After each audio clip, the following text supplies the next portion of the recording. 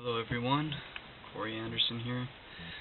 Right now I'm going to go over with you basic nutrition, what nutrition means, and how you could take your results to the next level by intaking the right foods, the right amount of foods, and essentially having a well-rounded based meal, because your body is built in the kitchen. It is broken down in the gym. Okay, so I'm only going to read you certain parts. I'm not going to go over the whole chapter. And let's get started. Nutrition. Nutrition is the process by which a living organism assimilates food and uses it for growth and repair of tissues. Okay, that is the side definition. Now I'm going to go ahead and read you it from the actual paragraph.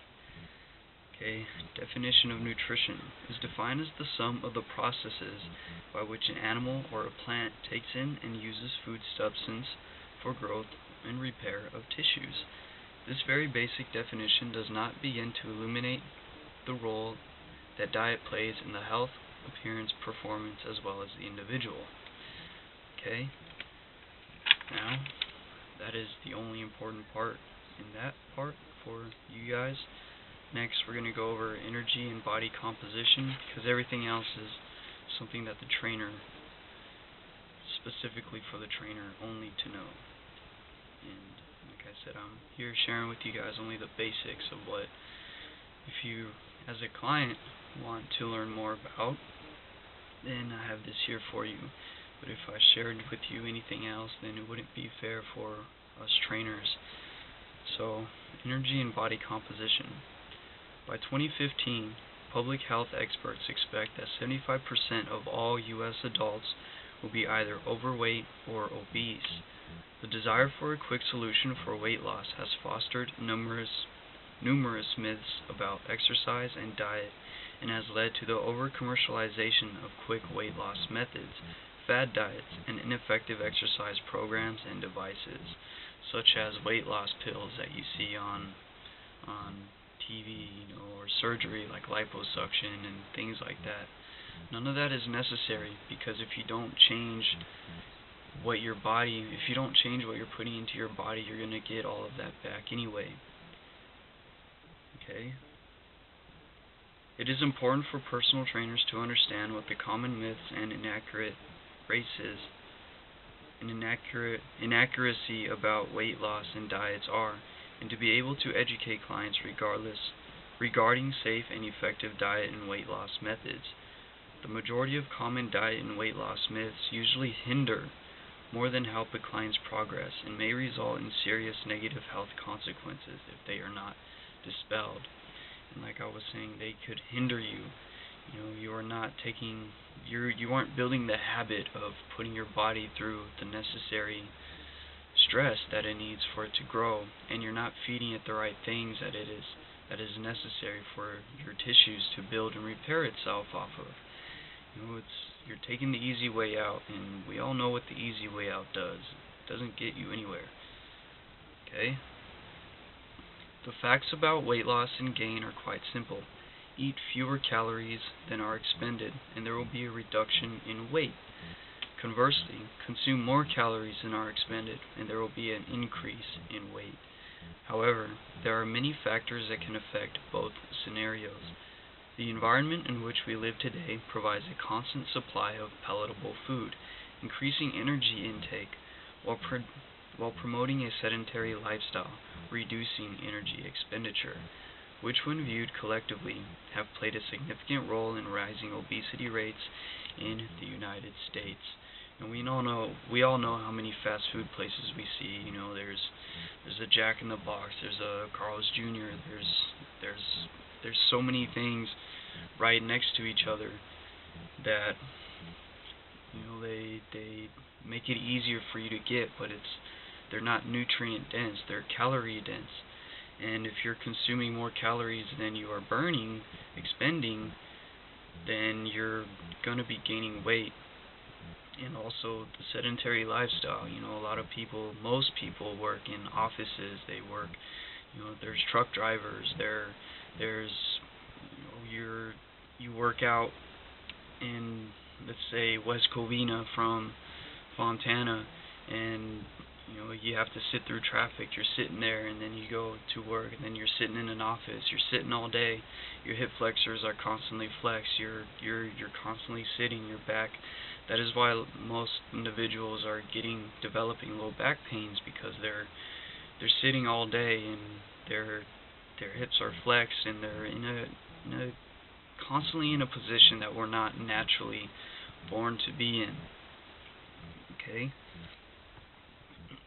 The following sections address daily energy needs, macronutrients, protein, carbohydrate, and fat. Now, macronutrients there's macronutrients and then there's micronutrients.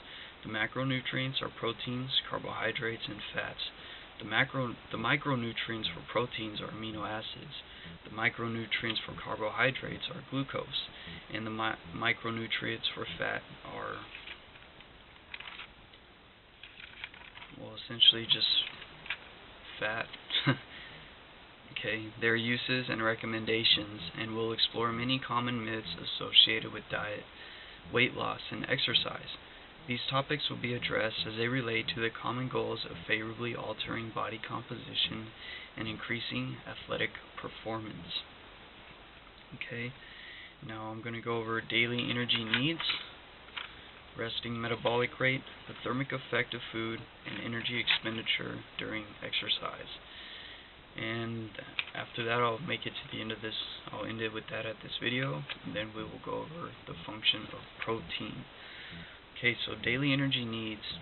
A calorie, with the lowercase c, is a unit of energy and is defined as the amount of heat energy required to raise the temperature of 1 gram of water 1 degree Celsius. A calorie, with an uppercase c, or kilocalorie, kcal, is equal to 1,000 calories. Although not technically correct, calorie with the lower c and calorie with the upper c, and kilocalorie are used interchangeably in non-scientific, everyday language. The term calorie is used throughout this chapter. Okay, estimated total energy expenditure. Now, total energy expenditure is the total amount of energy you expend or release or use throughout the whole entire day. Also referred to as total daily energy expenditure, is defined as the amount of energy spent on average on a typical day. Total energy expenditure is actually the sum total of 3 different energy components. Now, your body has 3 ways of releasing energy. There's resting metabolic rate, is how much energy your body is releasing while at rest. There's thermic effect of food, which is how much energy your body is releasing from the foods that it's consuming, that it's digesting. And also energy expended during physical activity, how much you are releasing during exercise or a workout.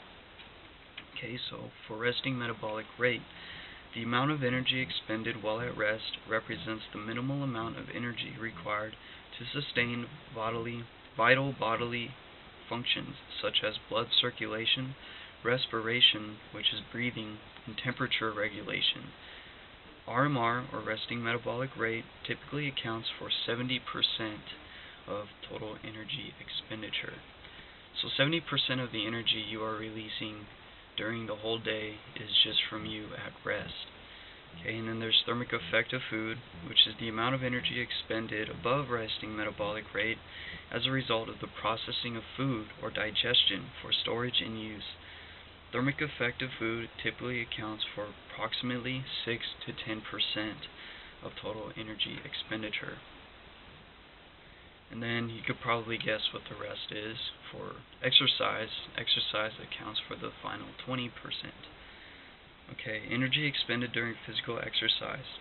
The amount of energy expended above resting metabolic rate and thermic effect of food associated with physical activity. Physical activity accounts for approximately 20% of thermic effect, or total energy expenditure. Okay, so those are the three energy categories. And now, resting metabolic rate. Resting metabolic rate accounts for approximately 70% of total daily energy expenditure in the sedentary person, although it may vary among many individuals. Resting metabolic rate can be affected by a wide variety of factors including age, sex, genetics, hormonal changes, body size, body composition, temperature, altitude, illness, medications, food and caffeine intake, and cigarette smoking as well. Constant factors that cannot be altered are age, sex, and genetics.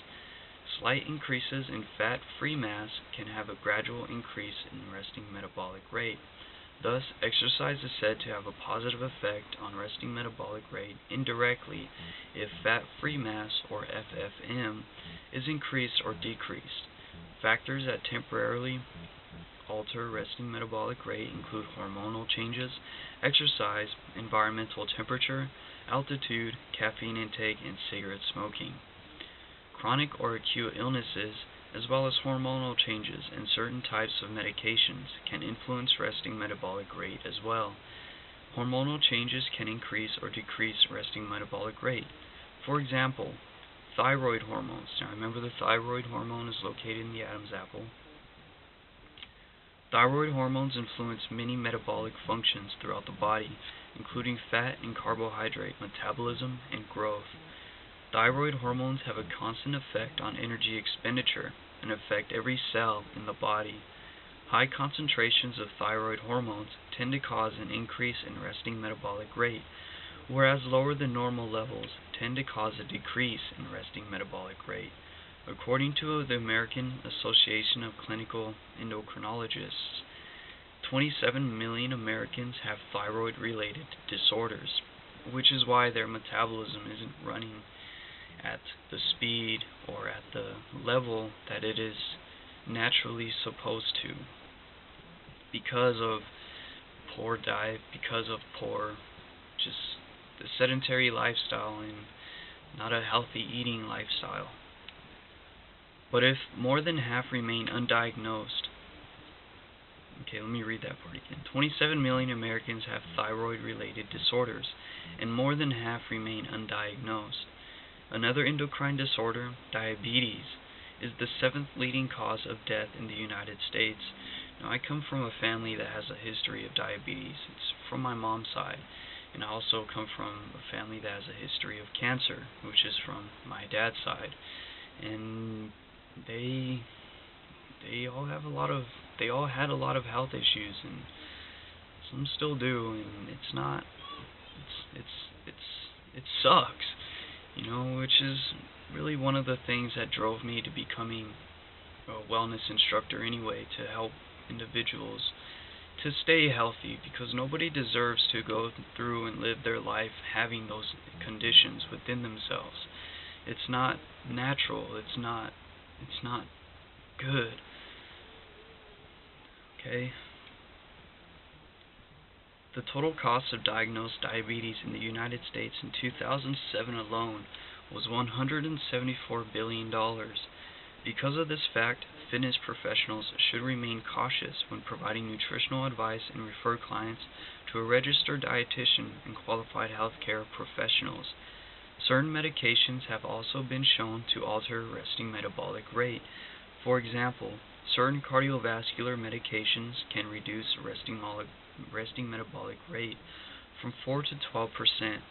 Chemotherapy can reduce resting metabolic rate from 6 to 11%. Long-term use of human growth hormone has been shown to increase resting metabolic rate by 12%, and thyroid medications used in hypothyroidism can increase resting metabolic rate as much as 17%.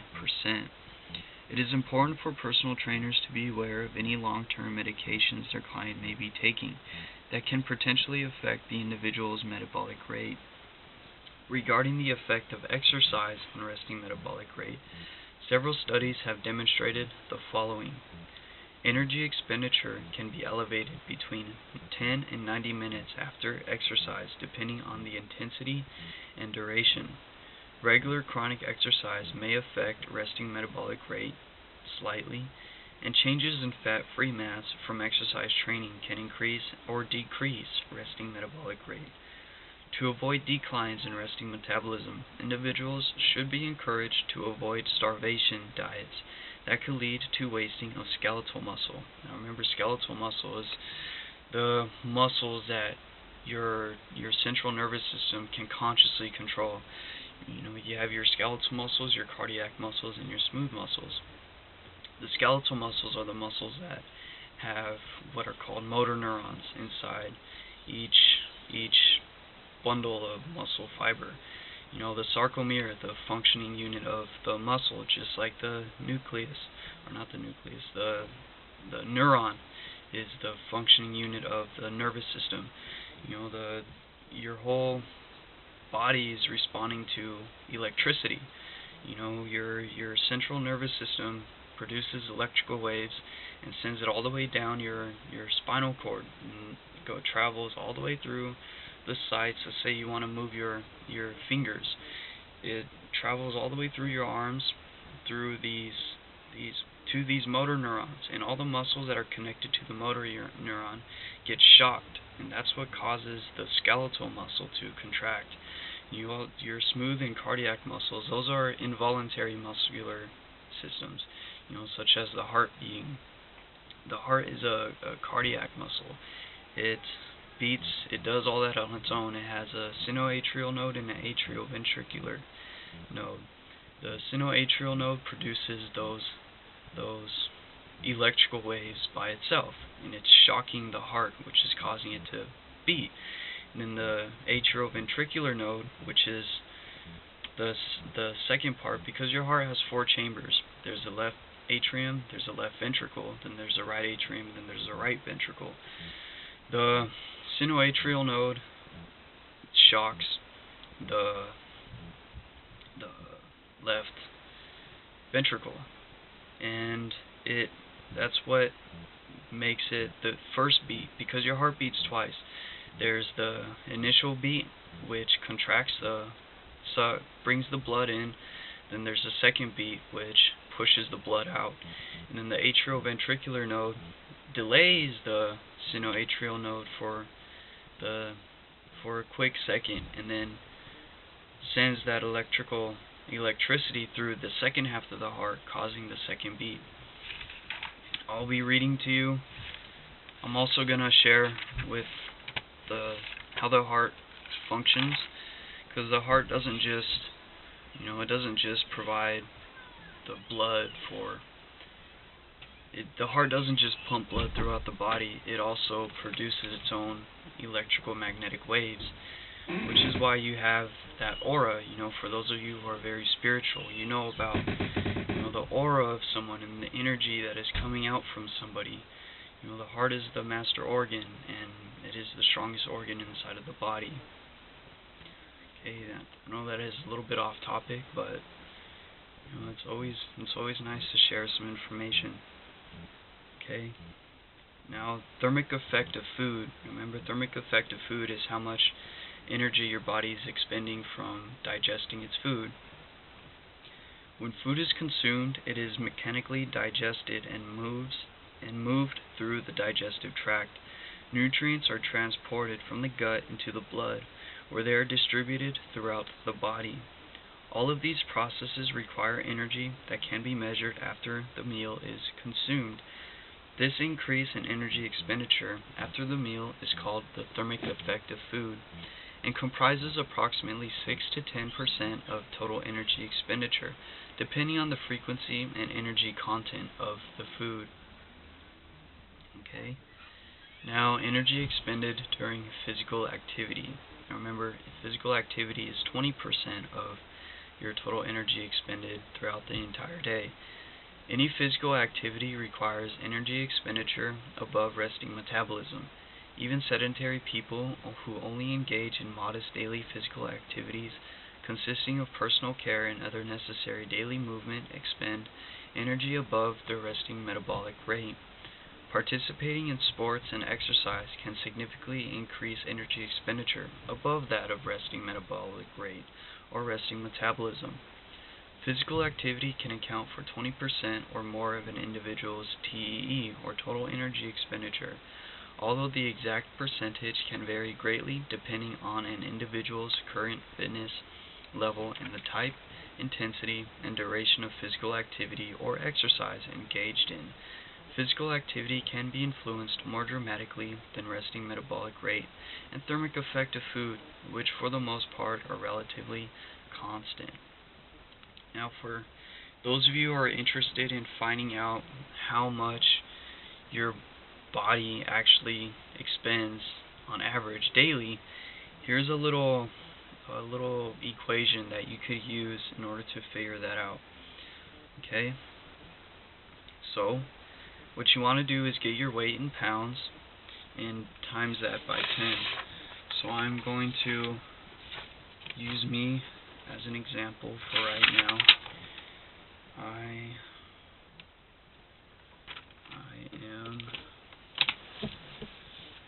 can't use that one. I need that one for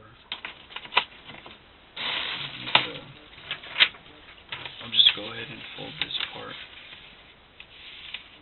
I have a little illustration here of what I was doing, and for those of you who are, very spiritual and into energy and stuff like that, here is the sun, which is the source of all life.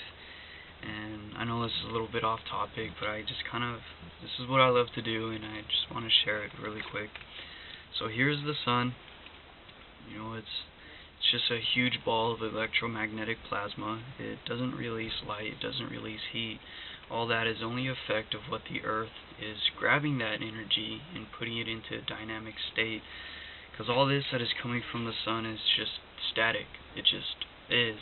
And the fact that, all these lines you see, these waves, that is the energy that the sun is releasing. And then here is our earth, and earth is rotating around the sun. We all know that. And as it's moving towards the sun, it's moving through all these vibratory waves, this energy that the sun is releasing. While it's moving through that, it's catching it, and also as the earth spins on its axis, it's putting all that energy into a dynamic state. Like, for example, heat. Like I had said, the sun doesn't release heat. Heat is only a result of what the earth is producing on its axis. That is why it's the hottest in the equator, because the very center of the earth, it's spinning at the greatest degree, the greatest degree.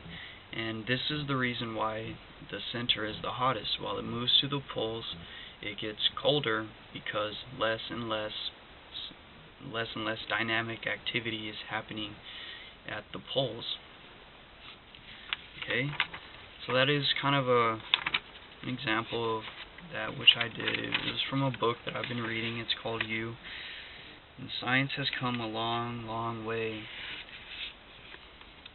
I love science. Okay, so when it comes to calculating our resting metabolic rate, what you're going to do is you're going to take your weight, which I am 130 pounds, and you're going to multiply that by 10. Okay, so that's going to leave me with 1,300. And then, 1,300 resting metabolic rate. Okay, so that is the equation for figuring out how much energy you are expending throughout the day at rest. And it's that simple. And that will be the end of this video. The next one I'm going to go over with you proteins. It's a good read, a good section. And then carbohydrates, we're going to go over carbs, and then also fats. So thank you for watching this video, and I will see you when we go over the proteins.